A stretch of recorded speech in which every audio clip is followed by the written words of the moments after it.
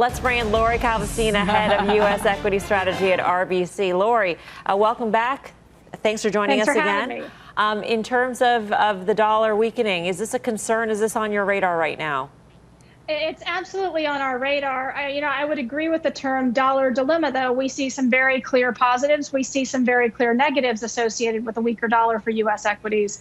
Look, I would say on the positive side, the first thing that jumps in my mind when you tell me that the dollar is weakening is, hey, this is great for earnings revisions in the U.S. When the dollar is weakening year over year, you tend to get upward revisions in the S&P 500. You see it for most sectors, and you see it for things like industrials, energy, and materials to the greatest extent. So it really helps reinvigorate that cyclical trade just from a mechanical currency conversion perspective.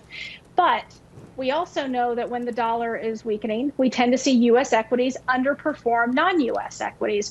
And we've been very worried about a rotation out of the U.S. back into Europe, back into non-U.S. equities. So I think there are positives and negatives. Perhaps it's easier to make a relative call here, though, than an absolute call. Hey, Lori, it's Tim. I agree with the currency call, what it means for global equities. In fact, if you're an EM investor, more than 50% of your return profile typically is currency.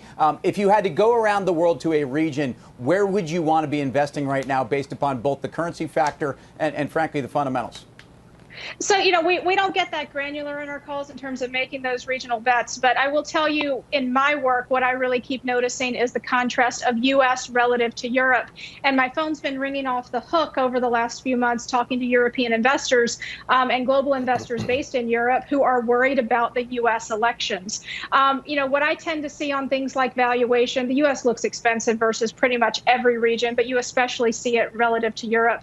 And one thing we notice when we look at global large cap equity funds, and there we get really good color on U.S. allocations and European allocations. U.S. allocations in these funds have been sitting for the last few quarters, the last year really, at all-time highs. They've just been hovering. They're over-owned. The investors know it. That's why they're worried about the election. And if you look at their allocations to European equities, they're at rock bottom levels. They're where they typically bottom out at, and they've been doing that for about a year. So when I look at U.S. versus Europe, I really do see the seeds for a rotation that needs to happen from a positioning perspective.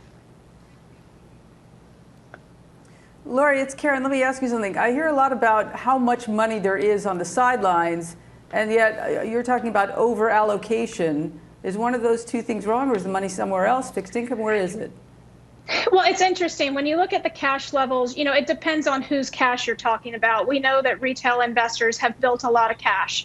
If you look at the institutional managers, which is who I spend most of my time with, they aren't really typically allowed to hold a lot of cash. And in fact, what we've seen with some of these global investors, they've stashed money in the U.S. for safe haven purposes. A lot of the things that they own are these so-called, secular growers, this safety trade.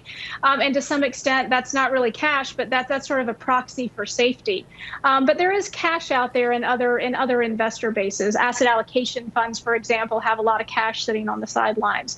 What's interesting about those funds, though, when you look at their non-U.S. equity exposure, that is also at rock bottom levels. Their U.S. exposure is kind of meandering in the middle, but we can see those asset allocation funds have had a lot of cash and do also have a need to move into non-U.S. equities. Lori, at the top, you're talking about sort of the push-pull of the weak dollar in terms of positives and negatives. At what point does dollar weakness become a negative for the market? How do you think about that?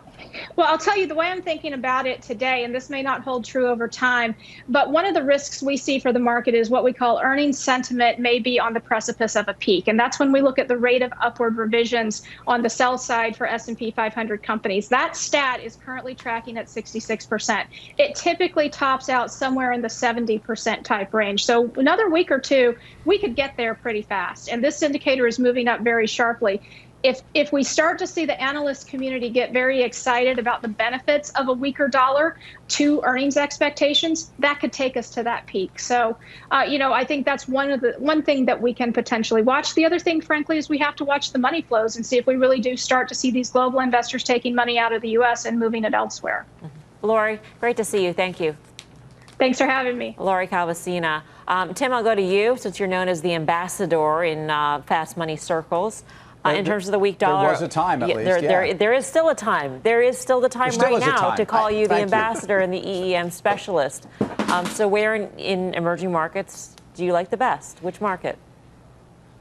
Well, the currency, I think, as it relates to China, is not going to be as obvious of a play, but certainly a tailwind. Remember, in the yuan or the renminbi, we certainly had a lot of fear around Chinese investing. I still think mega cap Chinese stocks are very, very interesting. Tencent reports next week. Naspers in South Africa has a major position in Tencent. If you look at the MSCI EM, so the ticker EEM is your ETF, or the VWO, your Samsung, Taiwan Semi, Alibaba, Tencent, very top heavy, and I think those are all stocks you can own. When we look over at Germany, the industrial story, and we've started to talk about where the auto makers start to look a little bit more interesting. Obviously, that is a very big German industrial trade, and I think global trade, as we know, Germany has the highest proportion of its economy to export. So those would be the places I would be excited about. EWG, which is the ETF for Germany, has outperformed the S&P as well.